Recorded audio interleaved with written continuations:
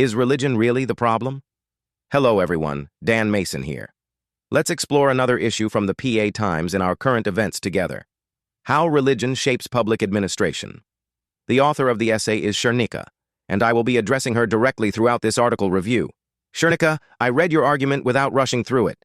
You built 3 large theoretical models. You tried to show how religion shapes public administration through institutions, street-level behavior, and coalitions. You offered a sweeping explanation of power and framed faith groups as drivers of bureaucratic outcomes. The problem is clear. You presented theories without evidence. You described patterns that you never proved. You relied on academic voices to replace data. Your argument collapses under basic logical review. That is what I will show. Your work did not present a single data set, a single documented administrative decision, a single policy memo, or a single measured outcome. You used Weber and Lipsky as if their theories were facts. They are not. They are early models made for a different era. You treated them as if they were direct observations of current federal behavior. They are not, and you never showed that they apply today. You claimed that religious authority shapes positions of ownership and management. You never cited numbers or trends. You did not show a causal chain.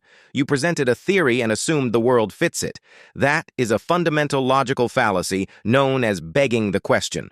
You thought the truth of the thing you needed to prove. Your first paradigm claimed that religious institutions exerted top-down influence. You gave no evidence of institutional capture of agencies or workplaces. You stated that it happened. That is an unsupported assertion. Your second paradigm claimed that street-level workers bring private theology into policy. You did not show cases, patterns, surveys, or interviews. You framed belief as a primary driver of administrative discretion, yet failed to show that it even plays a measurable role. You created a narrative but not a finding. Your third paradigm described coalitions that censor themselves. You blamed the coalitions for this pressure. You did not show that the pressure came from within the groups. You did not show that the coalitions asked for censorship. You ignored the most obvious cause. Federal funding structures continually shape behavior. Incentives guide conduct. The state applies the pressure. The groups respond to it. You inverted cause and effect without justification. This is a post hoc fallacy. You saw a behavior change and assigned the cause without proving it. The most significant flaw in your analysis is your claim that religious coalitions distort themselves to gain political influence. You never showed that they would distort themselves without federal incentives. Organizations of every type must compromise to stay within an agency's rules. That is not a religious problem. That is a governance problem. When you treat the effect as if it were the cause, you fall into the fallacy of false attribution. You assigned motivation to the wrong actor. You claimed that rational choice theory fails because coalitions force groups to self-censor. You did not show that the groups have coherent or unified theological positions in the first place. Many organizations have internal diversity. Many leaders disagree. Many congregations split. You treated faith groups as if they were monolithic actors with single minds. They are not. This is the fallacy of composition.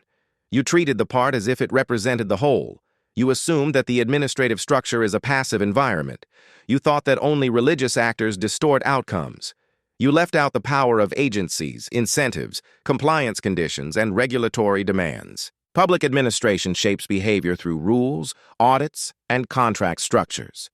When you ignore this, you commit another fallacy. You treated one variable as if no other variable existed. This is a single cause fallacy. You created a narrative of religious influence while erasing the state's influence. You reached your final claim by stacking assumptions. You argued that coalitions recruit faith-based groups as service partners. You argued that effectiveness declines because groups must hide their identity. You blamed the groups for the decline. You never examined the structural pressures placed on all contractors. You ignored the vast literature on grant compliance. You treated the coalition as the distorting force. You never considered the bureaucratic contract itself. This is a framing fallacy. You framed the problem in a way that forced your conclusion.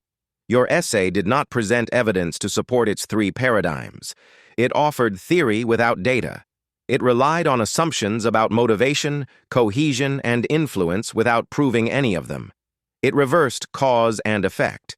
It ignored the most powerful force in public administration, the state itself. The result is not a model, it is a story. It is a story built on circular reasoning and selective focus.